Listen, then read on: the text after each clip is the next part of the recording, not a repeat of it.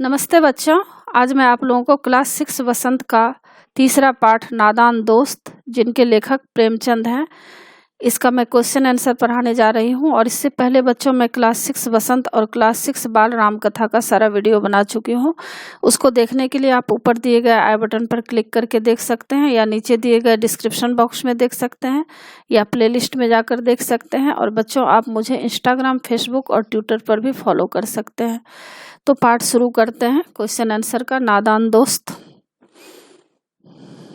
पहला प्रश्न है, अंडों के बारे में केशव और श्यामा के मन में किस तरह के सवाल उठते थे? वे आपस ही में सवाल जवाब करके अपने दिल को तसल्ली क्यों दिया करते थे? उत्तर, केशव और श्यामा को चिड़ियों के अंडे देखकर यह उत्सुकता थी कि अंडे किस रंग के होंगे, उनसे बच्चे कैसे पैदा होते हैं, वे क्या खाते हैं, उनका घोंसला कैसा होता है। उन्हें इन प्रश्नों का उत्तर देने वाला कोई नहीं था। उनकी माँ घर के कामों में और पिताजी पढ़ने लिखने में लगे रहते थे, इसलिए दोनों आपस में सवाल जवाब करके अपने अपने दिल को तसल्ली दे दिया करते थे। दूसरा प्रश्न है, केशव ने श्यामा से चिथरे, टोकरी और दाना पानी मांगकर कार्निस पर क्यों रखे थे? उत्तर, केशव ने श्यामा से चिथरे अर्थात पुराने कपड़े अंडों के नीचे गद्दी बनाकर बिछाने के लिए मंगवाए, टोकरी छतरी की भांति टांग कर छाया करने के लिए, व दाना पानी चिड़ियों के खाने के लिए मंगाया, ताकि उन्हें दाना ढूंढने के लिए अधिक परिश्रम न करना पड़े। तीसरा प्रश्न, केशव और श्यामा ने चिड़िया के अंडों की रक्षा की या नादानी? उत्तर, केशव और श्यामा दोनों बच्चे थे। उन्होंने जब पहली बार चिड़िया के अंडे को देखा तो उनकी उत्सुकता बढ़ गई। उन्होंने अपनी ओर से उन अंडों की रक्षा करनी चाहिए। अंडों के नीचे कपड़े की गद्दी लगाई, उनके ऊपर टोकरी से छाया की व चिड़िया हेतु दाना पानी भी रखा।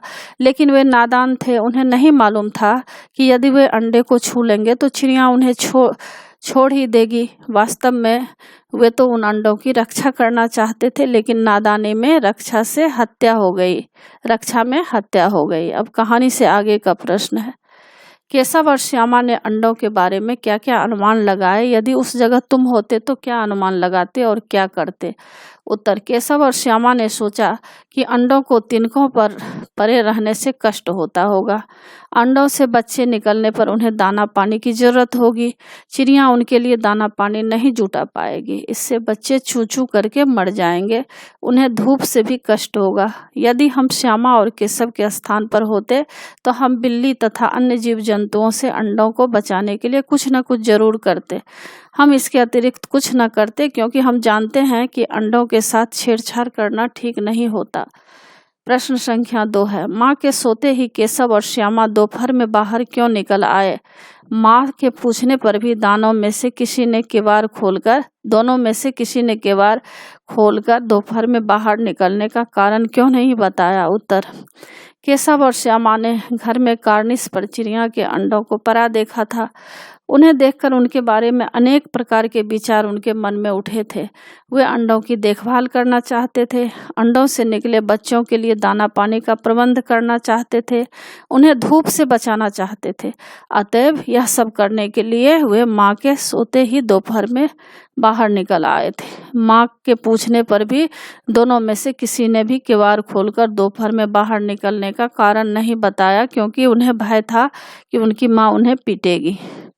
तीसरा प्रश्न, प्रेमचंद ने इस कहानी का नाम नादान दोस्त रखा, तुम इसे क्या शीर्षक देना चाहोगे? उत्तर, प्रेमचंद ने इस कहानी का शीर्षक नादान दोस्त रखा है। यह शीर्षक बिल्कुल ठीक है। नादान का अर्थ है मासूम, निर्दोष, भोला भाला, और दोस्त का अर्थ है मित्र। श्यामा और केशव मासूम बच्चे हैं। उन्हें यह पता नहीं कि अंडों से बच्चे कैसे निकलते हैं, और उनकी देखभाल भी चाहिए। अतएव वे अपनी ओर से तो अंडों की देखभाल का पूरा ध्यान रखते हैं, पर उनके देखभाल के कार्यों से अंडा का सत्यानाश हो जाता है, वे नीचे गिरकर टूट जाते हैं। यदि मुझे कोई और शीर्षक देना होगा तो मैं इसका शीर्षक दूंगा रक्षा में हत्या। अब अनुमान और कल्पना के तहत प्रश्न है, पहला प्रश्न है, इस पाठ में गर्मी के दिनों की चर्चा है। अगर सर्दी या बरसात के दिन होते तो क्या क्या होता? अनुमान करो और अपने साथ साथियों को सुनाओ। उत्तर, चिड़ियों के अंडे देने और उन्हें सेने का भी एक समय होता है। चिड़ियां प्रायः गर्मियों में ही अंडे देती हैं और उन्हें सेती हैं। यदि सर्दी या बरसात के दिन होते तो चिड़ियां घर की कार्निस पर बैठती ही नहीं। यदि बैठती भी तो अंडे न देती। ऐसी स्थिति में चिड़िया और उनके अंडों को देखने की उत्सुकता ही उनमें पैदा न होती। दूसरा प्रश्न, पाठ पढ़कर मालूम करो कि दोनों चिड़िया वहां फिर क्यों नहीं दिखाई दी, वे कहाँ गई होंगी। इस पर अपने दोस्तों के साथ मिलकर बातचीत करो। उत्तर, चिड़िया के अंडे छूने से गंदे हो गए थे और वे नीचे गिरकर टूट गए थे, इसलिए चिड़ियों को वहां रहना निरर्थक लगा होगा, इसलिए वे वहां उड़ गई होंगी। उन्होंने किसी वृक्ष या किसी दूसरे स्थान का अपना घोंसला बना लिया होगा। तीसरा प्रश्न, केशव और श्यामा चिड़िया के अंडों को लेकर बहुत उत्सुक थे। क्या तुम्हें भी किसी नई चीज या बात को लेकर कौतूहल महसूस हुआ है? ऐसे किसी अनुभव का वर्णन करो और बताओ कि ऐसे में तुम्हारे मन में क्या क्या सवाल उठे। उत्तर, पिछले वर्ष मेरे पिताजी मेरे लिए एक रोबोट रूपी खिलौना लाए। उन्होंने उसे उपहार रूप में बंद ही मुझे दिखाया और कहा कि वे मेरे जन्मदिन पर मुझे देंगे। मेरे मन में तो जल्दी जल्दी से उसे देखने की चाह थी, पर मन में यही विचार आता कि रोबोट कैसा होगा, किस रंग का होगा, कौन कौन से कार्य कर सकता होगा। मेरे दिमाग में हर पल उसी खिलौने का विचार रहता था। यहाँ तक कि मुझे खेलना, पढ़ना, सोना व खाना तक भी नहीं भाता था। 2 महीने बाद मेरा जन्मदिन आया। सुबह उठते ही मुझे माता पिता के आशीर्वाद की चाहत कम बल्कि उस उपहार को पाने की चाह अधिक थी। जैसे ही पिताजी ने मुझे उपहार दिया, मेरी खुशी का ठिकाना न रहा। भाषा की बात, श्यामा माँ से बोली, मैंने आपकी बातचीत सुन ली है। ऊपर दिए गए उदाहरण में मैंने का प्रयोग श्यामा के लिए और आपकी का प्रयोग माँ के लिए हो रहा है।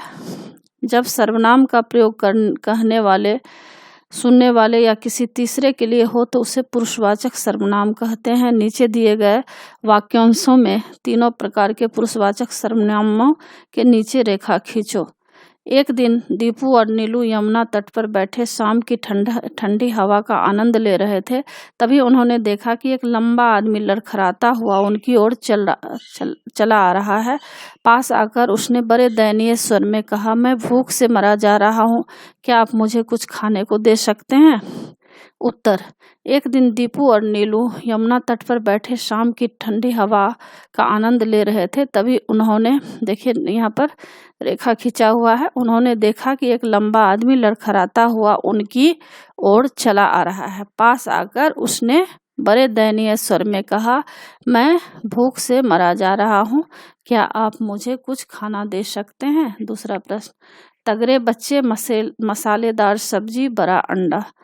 यहाँ रेखांकित शब्द क्रमशः बच्चे, सब्जी और अंडे की विशेषता यानी गुण बता रहे हैं, इसलिए ऐसे विशेषणों को गुणवाचक विशेषण कहते हैं।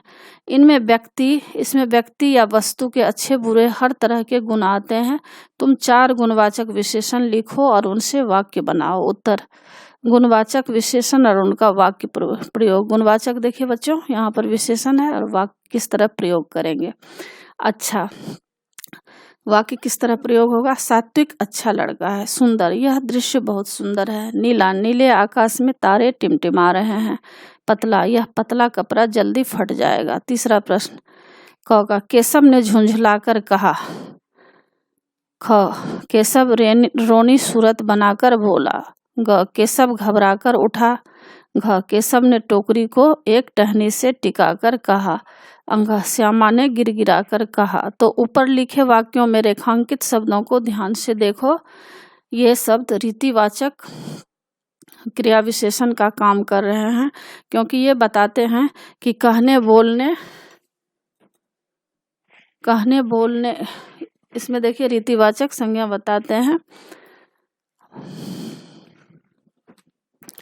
तो यहाँ देख सकते हैं आप बच्चों, ऊपर लिखे वाक्यों में रेखांकित शब्दों को ध्यान से देखिए। ये शब्द रीतिवाचक क्रिया विशेषण का काम कर रहे हैं, क्योंकि ये बताते हैं कि कहने, बोलने और उठने की क्रिया कैसे क्रिया हुई। कर वाले शब्दों के क्रिया विशेषण होने की एक पहचान यह भी है कि ये अक्सर क्रिया से ठीक पहले आते हैं, तब अब तुम भी इन 5 क्रिया विशेषणों का वाक्यों में प्रयोग करो। उत्तर क का मैंने उससे झुंझलाकर कहा कि तुम सदा मुझे तंग क्यों करते हो। ख रमेश अनेक बातें बनाकर बोला कि मैं तो सदा प्रसन्न रहता हूँ। ग का सीता घबराकर बोली कि मुझे इस बारे में कुछ भी पता नहीं। घ सुधीर ने अपनी कोहनी टिकाकर कहा कि मैं जो कुछ कहता हूँ सोच समझ कर कहता हूँ। अंग सीता ने गिड़गिड़ाकर कहा कि तुम मुझे ही दोष क्यों देती हो। चौथा प्रश्न नीचे प्रेमचंद की कहानी सत्याग्रह का एक अंश दिया गया है।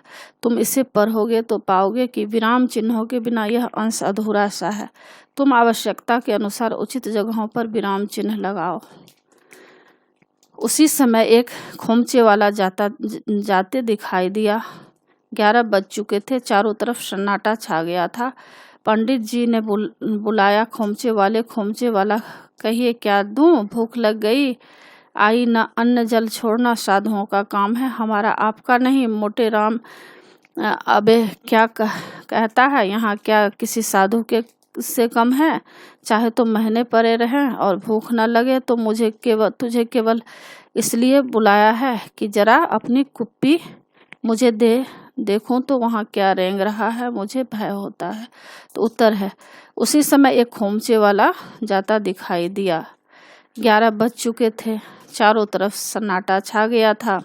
पंडित जी ने बुलाया, खोमचे वाले कहिए क्या दूं, भूख लगाई ना, अन्न जल छोड़ना साधुओं का काम है, हमारा आपका नहीं। मोटे राम अबे क्या कहता है, यहाँ क्या किसी साधु से कम है। चाहे तो महीने पड़े रहें और भूख न लगे। तुझे तो केवल इसलिए बुलाया है कि जरा अपनी कुप्पी मुझे देखूं तो वहाँ क्या रेंग रहा है, मुझे भय होता है। अब देखिए कुछ करने को। गर्मियों या सर्दियों में जब तुम्हारी लंबी छुट्टियां होती है तो तुम्हारा दिन कैसे बीतता है, अपनी बुआ या किसी और को एक पोस्ट कार्ड या अंतर्देशीय पत्र लिखकर बताओ। तो यहाँ देखिए पत्र का नमूना दिया हुआ है। उत्तर 115 सेक्टर 15 अरेरा कॉलोनी भोपाल 15 दिसंबर 20। आदरणीय बुआ जी सादर प्रणाम। तो इस तरह से लिखा जाता है।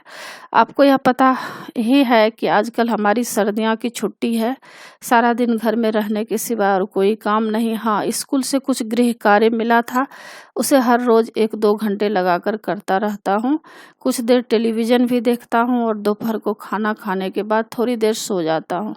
दिन इतने छोटे हैं कि झट से दिन बीत जाता है। सायंकाल होते ही सैर के लिए या फिर खेलने के लिए पार्क में चला जाता हूँ। कभी कभी मन खिन्न सा हो जाता है। यदि आप कुछ दिन के लिए यहाँ आ जाएं तो अच्छा रहेगा। आप हमें लिखें या टेलीफोन पर ही बता दें कि आप कब आ रही हैं, हम आपको स्टेशन पर लेने आएंगे। शेष सब कुशल है। आपका प्रिय भतीजा समृद्ध। अब देखिए बच्चों, इसमें कुछ अन्य महत्वपूर्ण प्रश्न है। पहला प्रश्न अति लघु उत्तरीय है। केशव और श्यामा को किसमें ऐसा मजा आता था कि वे दूध और जलेबी की सुध तक भूल जाते थे। उत्तर केशव के घर में कार्निस पर चिड़िया ने अंडे दिए थे। अंडे देखने में उन्हें बहुत मजा आता था। वे उन्हें देखने में इतने तल्लीन हो जाते थे कि उन्हें जलेबी और दूध तक का ध्यान नहीं रहता था। दूसरा प्रश्न श्यामा ने भैया को कहाँ चढ़ाने के लिए कहा था और क्यों। उत्तर श्यामा ने कार्निस पर चिड़िया के अंडे देखने थे, अतएव उसने भाई से कार्निस पर चढ़ने के लिए कहा। तीसरा प्रश्न केशव ने श्यामा को ऊपर क्यों नहीं चढ़ाया। उत्तर केशव को भय था कि श्यामा गिर पड़ेगी। यदि श्यामा गिर गई तो माँ उसकी खूब पिटाई करेगी, अतएव पिटने के भय से केशव ने श्यामा को ऊपर नहीं चढ़ाया।